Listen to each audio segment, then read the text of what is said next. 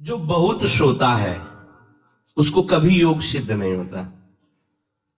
सच्ची मानिए, 3 घंटे नींद में काम हो जाता है,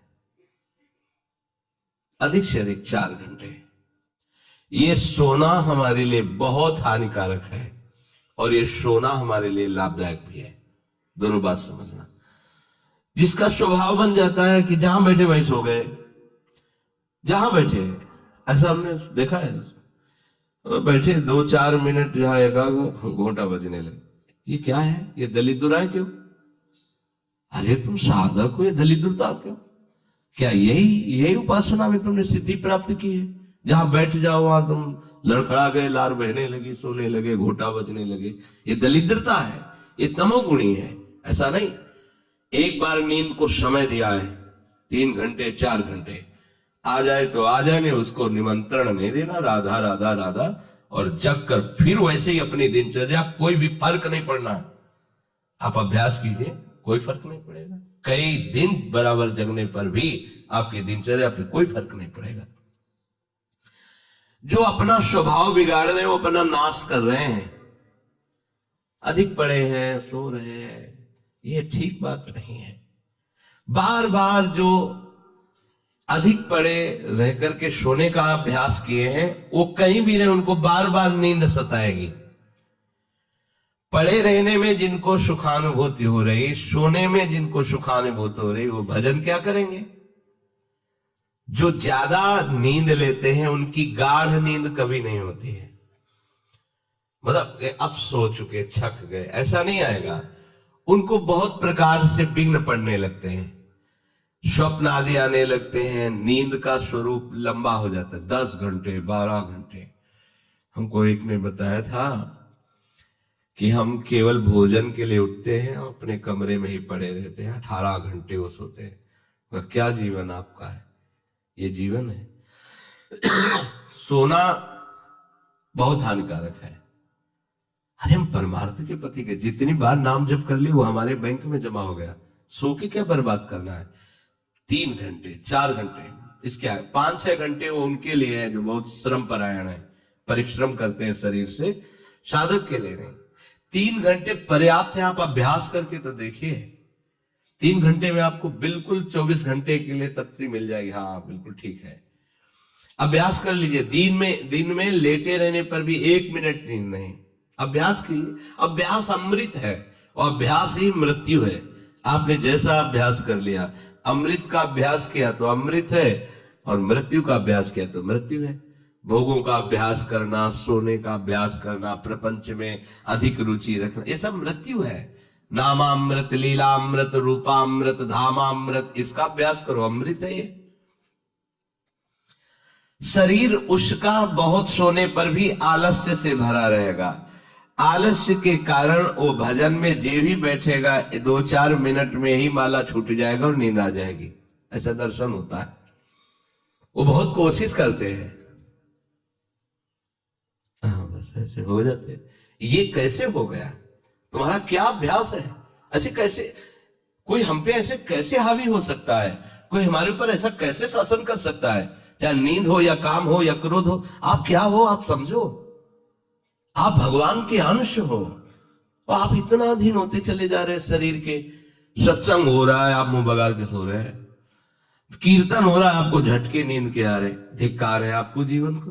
आप साधक हो, आप उपासक हो, ये क्या हो रहा है?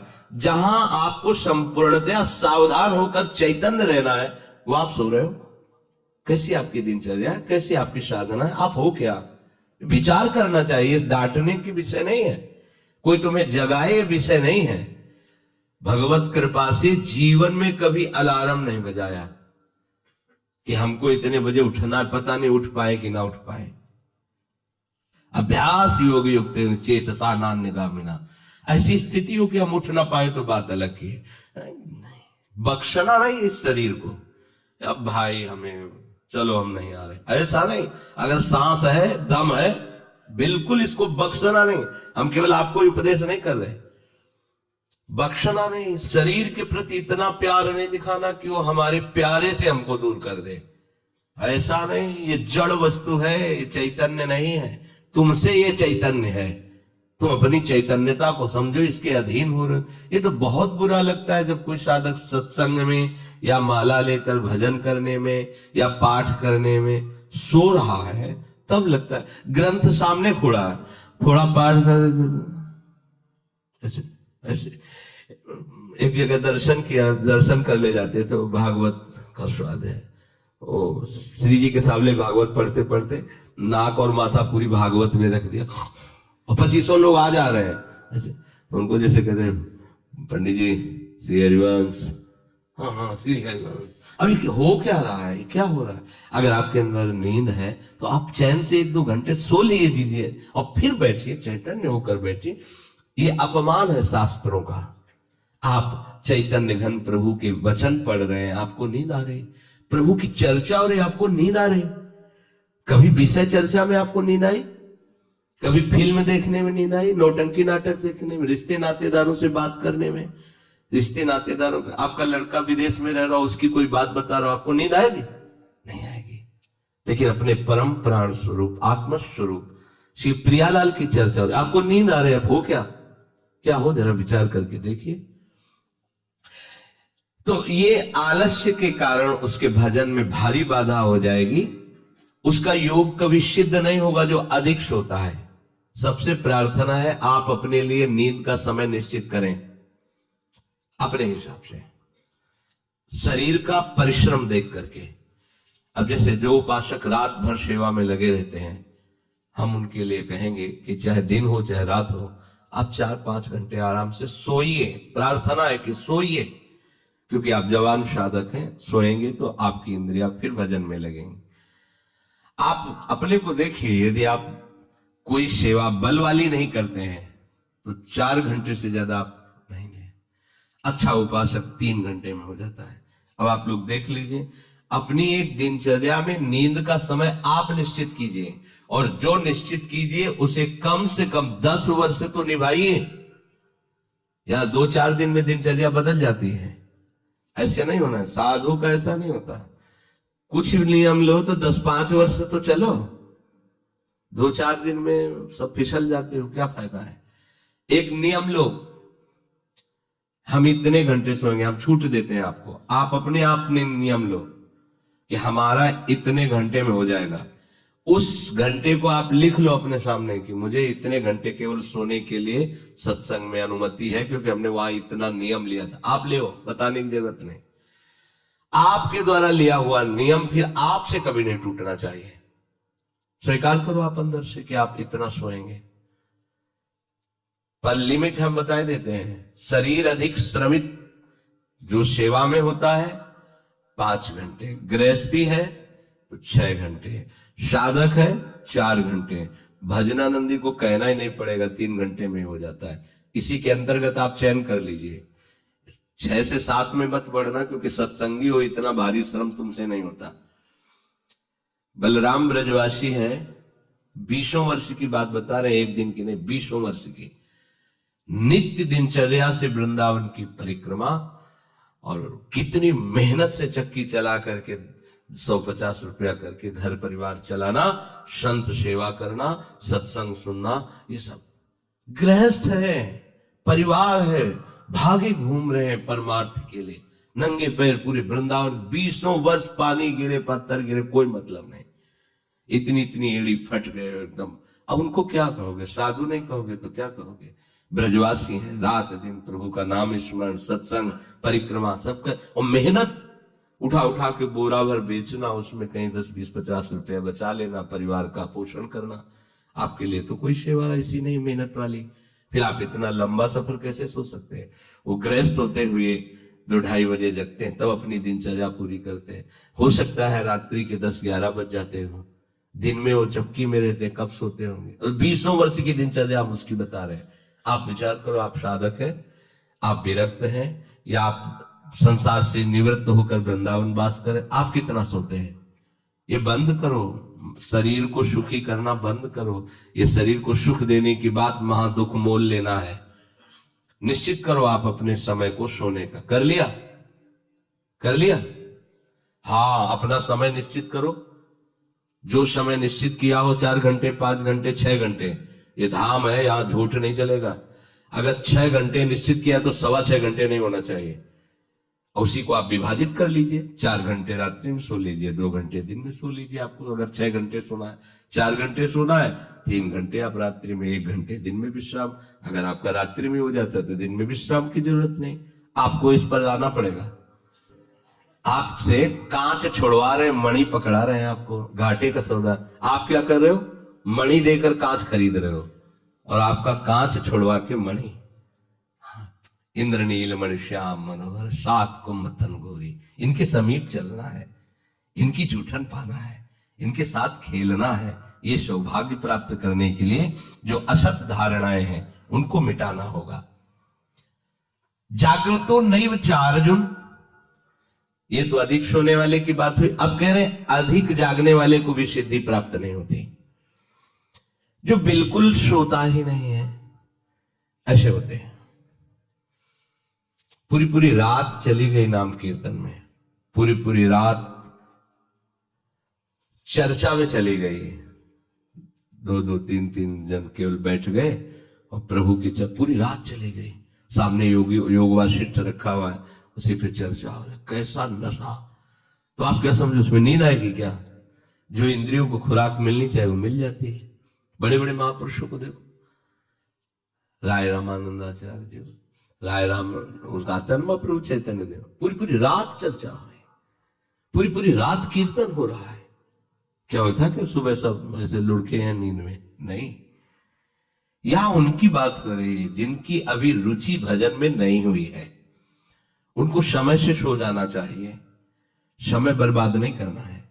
जो नींद का समय दिया है उसमें नींद आए या ना आए, हमें सोने के लिए नहीं लेटना है।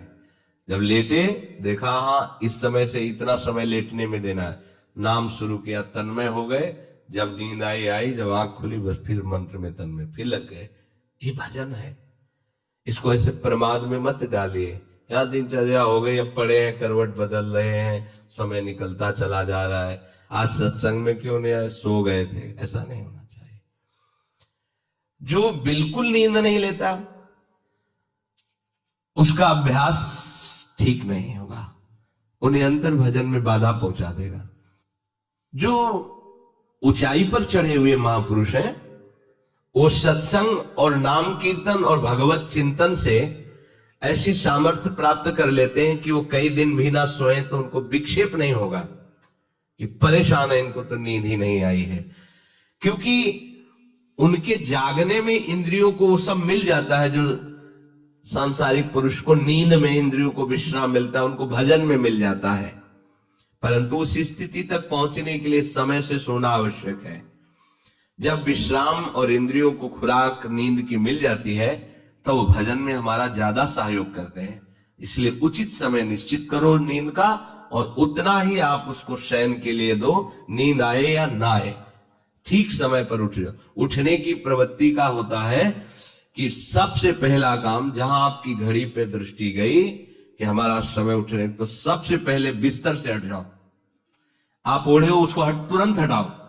गर्मी है या पंखा ऐसी जो भी चला, तुरंत पहले उसको बंद करो।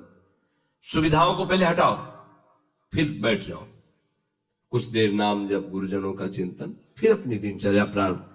जो कंबल में ऐसे रजाई में ओढ़े ओढ़े ही सोच रहे अभी तो 2 बजने में 10 मिनट बकाया, 10 मिनट में उठ जाएंगे, तो ऐसा वो विक्षेप हो जाएगा कि वो 2 घंटे आपको समझ में नहीं आएंगे। फिर 4 बजे आप उठो, 4 तो 4, बहुत गलती हो गई। ऐसे नहीं किया जाता। अपने लोगों ने ऐसे अभ्यास नहीं किया, तुरंत फेंको, तुरंत खड़े हो गए। पता है कि बैठेंगे तो नींद आएगी, चलते हुए भगवत स्मरण कर रहे, जल पिया, शौच स्नान अपनी दिनचर्या में। ये चित्त हमारे वश में नहीं, हम चित्त के वश में है। जो चिंतन कराता है हम वही। कल एक उपासक प्रश्न कर रहे थे कि कभी कभी हमारा मन कहता हम निहाल हो गए, कभी कभी मन हमको कहता कि कुछ नहीं मिला। तो तुम मन को गुरु माने हो क्या? मन को आराध्य देव माने हो क्या? मन को अपना मित्र माने हो क्या? ऐसे सलाहकार की क्या बात कि कभी कभी कहता है तुम जीवन मुक्त हो गए, कभी कभी कहता है तुम विषयी हो। उसकी बात थोड़ी माननी। वो अपनी स्थिति बता रहा है, मन तुम्हारी स्थिति नहीं बता रहा है। जब कभी भगवदानंद में तो मन कहता निहाल हो गया, और जब विषयानंद में तो लगता मैं फंस गया।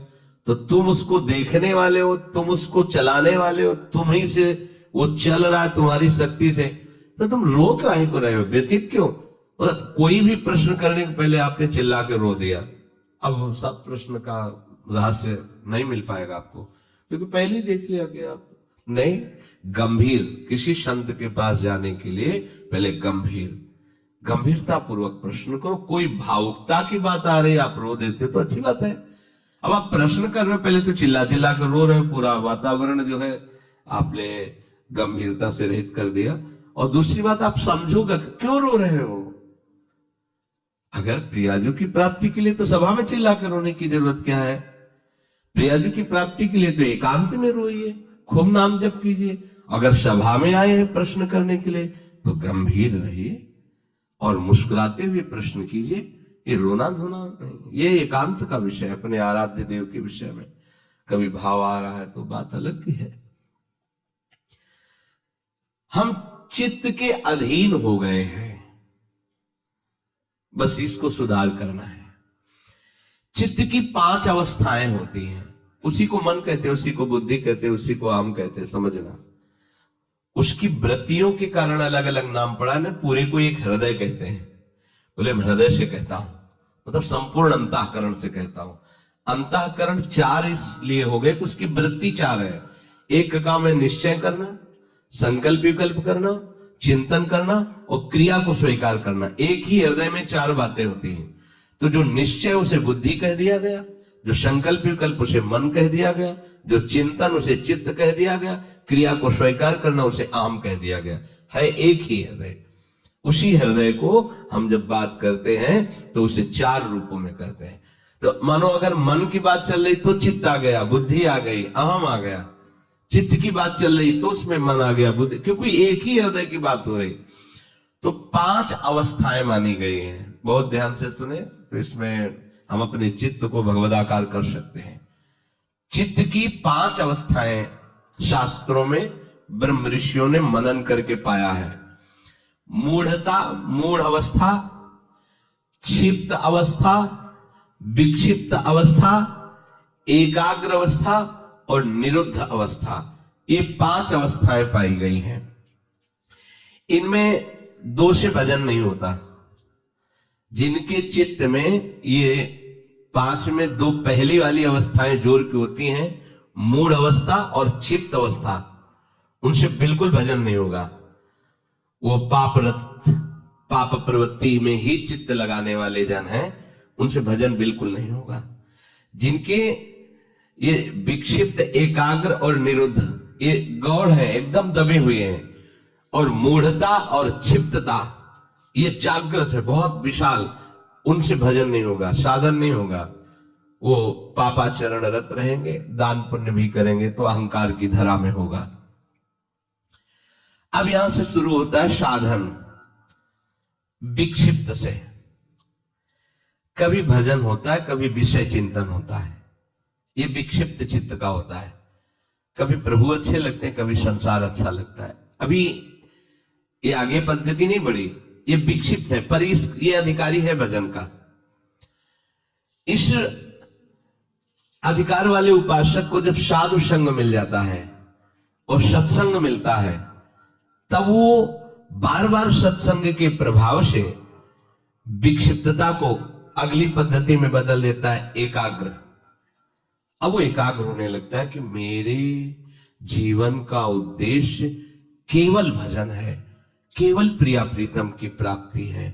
नहीं, अब संसार को मैं नहीं मानूंगा कि संसार मेरा है, संसार के संबंध मेरे हैं। सत्संग के द्वारा ये विक्षिप्तता एकाग्रता में बढ़ गई, और जब एकाग्रता में अपने आराध्य देव के चिंतन में तन्मय हुआ तो उसे आनंद मिलने लगा, तो सविकल्प समाधि में उसकी गति हो गई।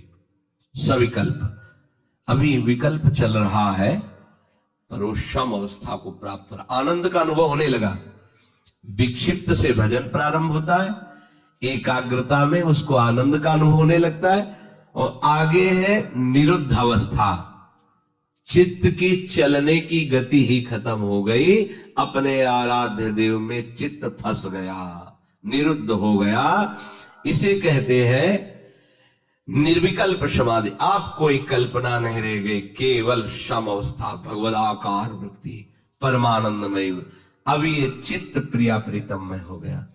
चित्त अवस्था और मूढ़ अवस्था ये भजन नहीं होने देते। विक्षिप्त अवस्था से भजन प्रारंभ होता है, एकाग्रता में भजन का सुख मिलता है।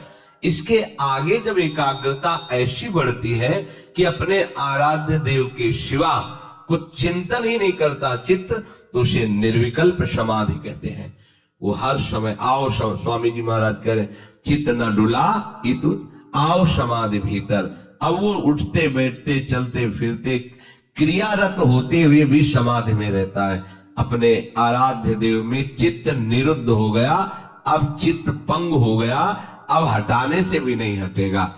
तो चित्त की सार्थकता है निरुद्ध अवस्था में पहुंचने की। गोपीजन इसी अवस्था की महापुरुष है। सब क्रियाएं घर की हो रही है और मुरारी पादार्पित चित्त वृत्ति। अम्बरीश जी इसी अवस्था के महापुरुष हैं, सम्राट पद पर है।